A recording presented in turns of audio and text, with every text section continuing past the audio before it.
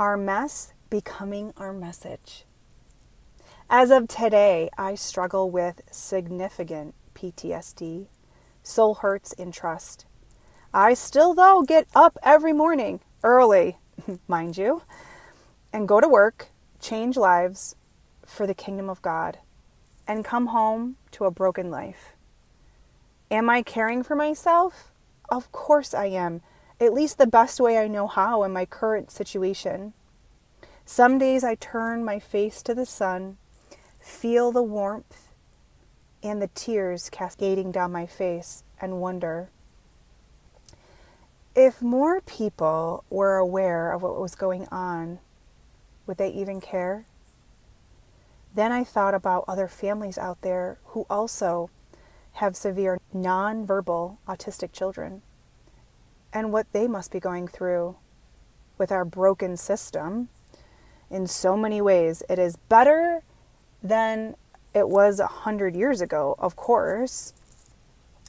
That is true. But now, in today's society, it's the parents who are dying instead. I'm going to be starting a podcast this year called Voice for the Voiceless. It's to shine a light on autism, specifically families with autism, our broken system, what families go through, awareness, society acceptance, integration, advocating for education, lobbying for new policies, supportive nonprofits, churches, ministries, and more. I will bring on leading experts in these areas and share the raw, the real, and the gritty.